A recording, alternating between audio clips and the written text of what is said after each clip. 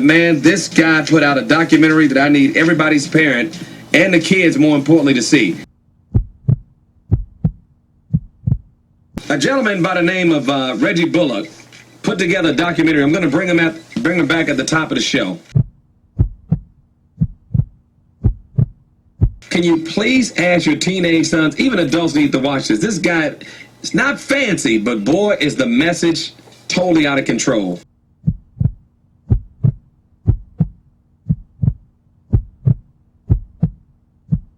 warforyoursoul.com. I watched it yesterday, and the mayor of Birmingham played it.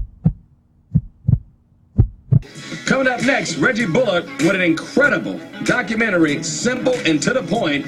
Make sure your kids watch it. We posted it on Facebook. Go to Facebook, Based and Live. Robert Kennedy, when he was Attorney General, said that he could imagine the possibility of a Negro president in the United States within perhaps 40 years. Do you think this is at all realistic? I am very optimistic about the future. Frankly, I have seen certain changes in the United States over the last 2 years that surprised me.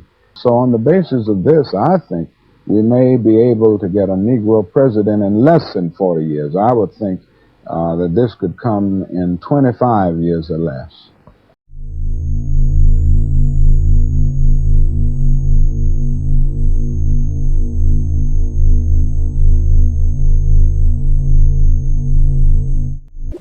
When the bombs fell on our harbor and tyranny threatened the world, she was there to witness a generation rise to greatness, and a democracy was saved. She was there for the buses in Montgomery, the hoses in Birmingham, a bridge in Selma, and a preacher from Atlanta who told the people that we shall overcome. Yes, we can. A man touched down on the moon. A wall came down in Berlin. A world was connected by our own science and imagination. Sir, Master of Darkness, I came to apologize. I know that you gave me control of the African Americans on Earth, but I've messed up, sir, because one of them has just been elected President of the United States, sir. I'm so sorry, sir. Quit crying, you fool. You must have forgotten what I have done to the African American throughout the history of time. But Master of Darkness, he's Harvard educated. He's a smart man. He's a good man. He loves his wife. He's almost like he's perfect. And he's a Christian. It's going to be really hard to stop him, sir. There are certainly ways to stop him. Let me give you the history of what I've done to the African American. I always knew that I needed America to be a powerful nation that would control the world. But in order to do this, I needed Africans to help accelerate the process. Having slaves in America would allow the United States a 300-year head start on all other nations, allowing them to become one of the most powerful in the world. Why did you pick African slaves, sir? Africans were very strong people. They were one of God's first creations. I needed their strength, I needed their wisdom, I needed all of their abilities so that I could help the Americas become powerful. How did you get them to do it? We beat them, we whipped them, we did everything we could do to destroy who they were. We even sold their children, broke up their families. They don't even know if they're related or not, even to this day.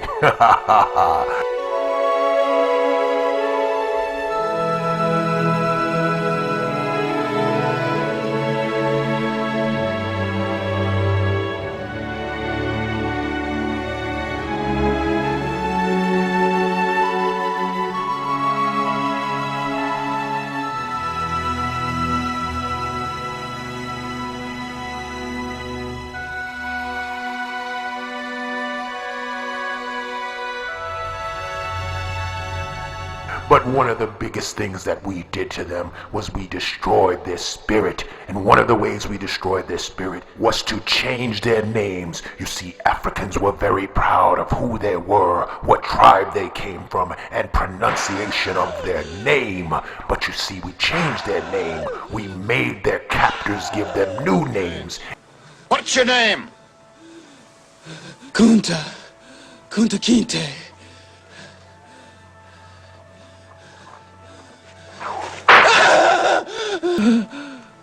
want to hear you say your name. Your name is Toby. What's your name? Kunta.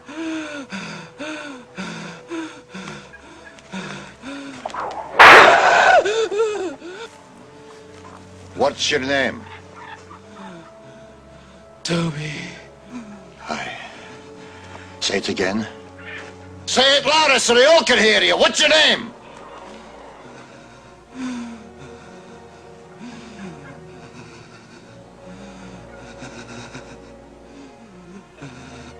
Toby. My name is Toby. Hi. That's a good nigger. So Grandmaster, that broke the spirit of the African American? No, not immediately. Because you see, the African American always had a connection to his God. His God has always been in his corner. And when he listened to his God, he's always seemed to pull out of situations. But I'm always there to correct this. You see, African Americans, once their names were changed, they then became proud of their new names. They went from Kunta Kinte to Bill Jones, Toby Smith, and even names like Robert Johnson. And even when I called them Robert Johnson, it didn't seem to stop them. They continued to achieve success at every level, and this was very frustrating to me and my dark powers.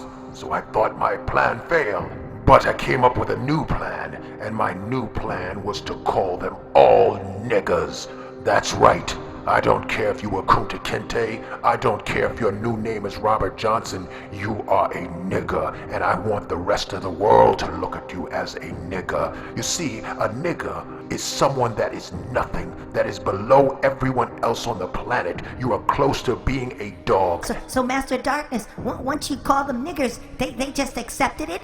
No, you fool. They did not accept it right away. It took a while. You see, once again, they went back to their God, and their God carried them through the 30s and the 40s and the 50s, and we called them niggers. We put ropes around their necks, and we lynched them, and we hung them from the highest trees we could find, let their bodies swing in the night. We burned their homes. We created groups called the Ku Klux Klan that absolutely terrified all living African Americans.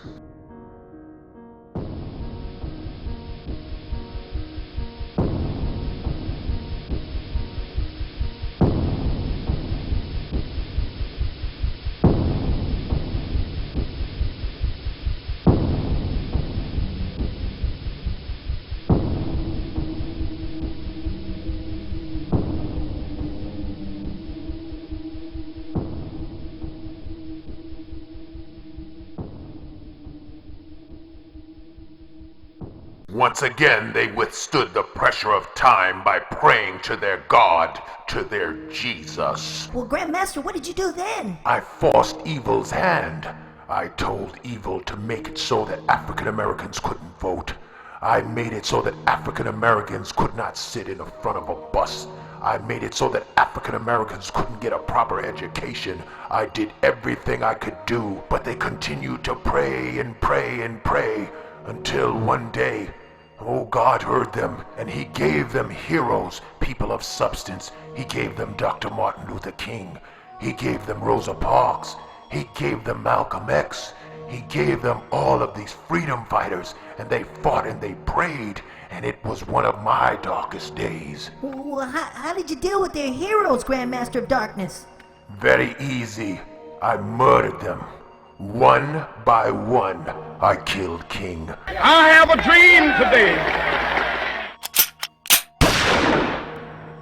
Martin Luther King was shot and was killed tonight in Memphis, Tennessee. I killed X. What is your real name? Malcolm X. My father got his last name from his grandfather, and his grandfather got it from his grandfather, who got it from the slave master.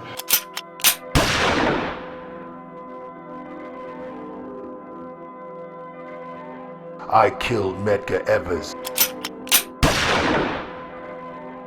I killed a little boy, Emmett Till. I killed 4 girls in an Alabama church. I killed all of them.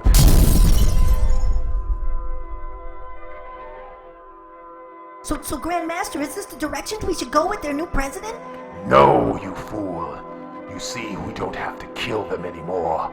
African Americans have been beaten down for so long, they simply kill each other.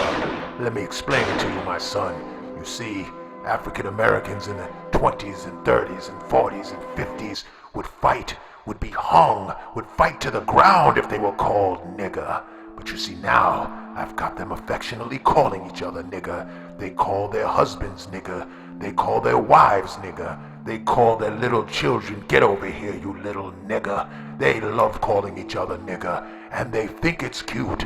I've got their spirits broken, and I have young African Americans embracing the word nigger. They all think they are niggers, and they say it with a smile on their face, even though their grandmothers and grandfathers were killed for the word. But they have said it in name and music, and people call it art form. I call it my nigger control. I've got them thinking that entertainment, basketball, rhymes, these are more important than coming to school on time. They think that's all they can do. So you see, they never focus on education. And the sad part is, when you see a young black child in school that's trying to strive hard, the rest of the black kids make fun of him. They call him a white boy. Isn't that a masterful, wonderful mind trick that I play with them? But listen to me, my son. There's even more mind tricks. They think that thug life is wonderful. They think that thug life is keeping it real. And they think jail life is funny. Oh, we've done a job on the African American. But let me tell you the worst thing that we've done to the African American. Oh, this is getting good, Grandmaster Darkness. Tell me more, tell me more. I am so powerful that now I have everyone afraid of African American males. No matter how old they are, people are afraid of them. They're clutching their pocketbooks. And do you know why? African American men are really perpetuating the fear that I've placed in people's hearts. They're selling drugs to each other. They're selling drugs to children. They're recruiting their own children to sell drugs. And do you know what the consolation prize is? Get to go to prison and hang out with all of your boys for the next 5, 10, 20 years. And if you're lucky, maybe you'll get a bullet in your brain and be able to leave this earth early. That is the hopelessness that I have given young African American boys and African American girls. I've turned them into hoochies, hoes, bitches. That's what they're called. Oh yes, in their music. Oh, it's a beautiful day to destroy African American spirit, because they don't know they were the kings and queens of the earth, and they cry when they see Barack Obama, but they smile when they're called bitches. They don't know. Oh, I've got a plan for them. Oh, what's the plan? What's the plan? Oh, my plan is simple and sweet. Just keep them uninformed. You see, the slave masters from way back in the day, they knew there was a secret behind keeping African slaves to not have any type of education. Well, that's the same thing I'm doing, but we don't have to have laws now. They don't show up at school. They don't care about grades. All they care about is shiny hubcaps. They care about shiny things on their hands. You see, all you have to do is give young African American youth just shiny things. They're like babies. Don't you worry about Barack Obama, because they will cry, they will feel happy, but once the joy and the happiness has subsided, they will go back to selling drugs, they will go back to shooting each other, they will go back to infecting each other with diseases over and over again. They will go back to hiding away from their God. Their new God is money and bling, and nothing else matters. And as a matter of fact, Barack Obama in 4 years will be a laughing joke, because people will say, you had a black president, and look at you. Your ghettos have increased. Your hopelessness has increased. Your teen pregnancy has increased. Your godlessness has increased. Oh no, Grandmaster! I left my intergalactic cell phone on! Everything we've been talking about is being transmitted back to Earth! Don't worry, my son. African Americans are too distracted to know that it is us. They will blame white people. They will blame the police in their neighborhoods. They will blame their neighborhood. They will blame their father for not being there. They will blame their mother for being an alcoholic. They will blame their lack of money. They will blame everything around them except taking personal responsibility and realizing that I am the evil force behind all of their troubles. Even if they were to hear this message, they wouldn't believe it. They would blame someone else.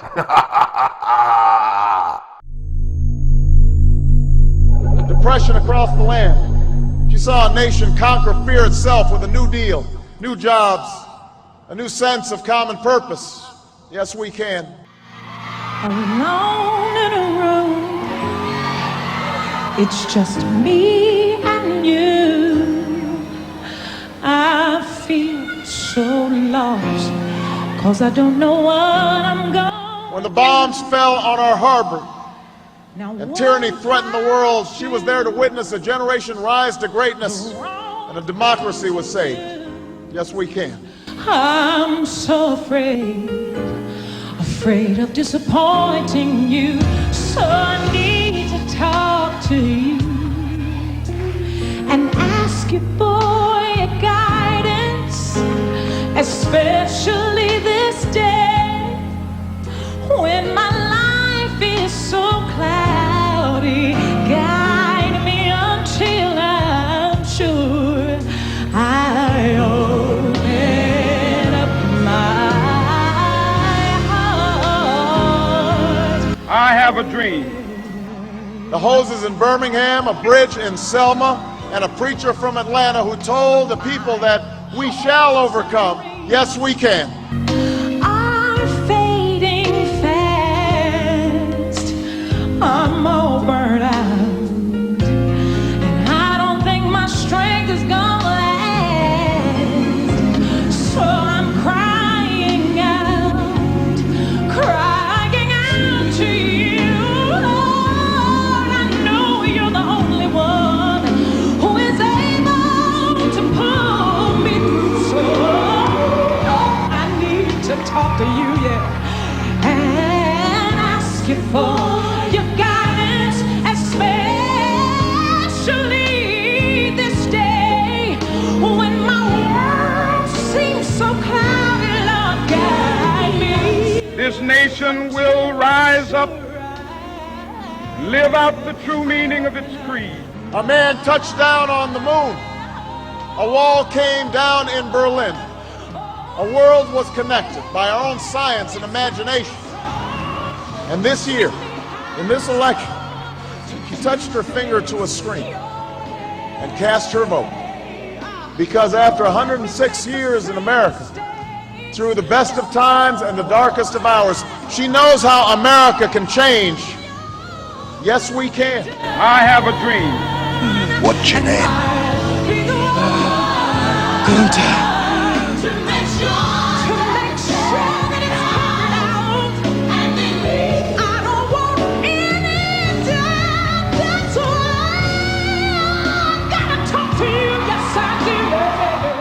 We may be able to get a Negro president in less than 40 years.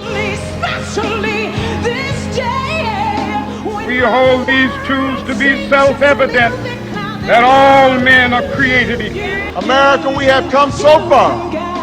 We have seen so much.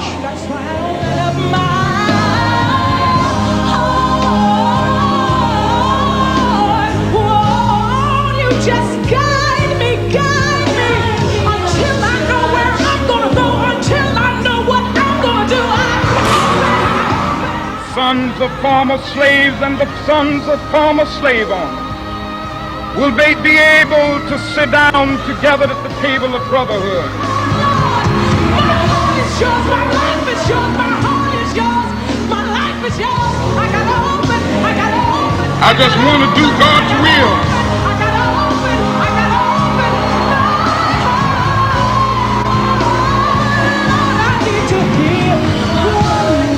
That out of many we are one, that while we breathe we hope, and where we are met with cynicism and doubt and those who tell us that we can't, we will respond with that timeless creed that sums up the spirit of a people.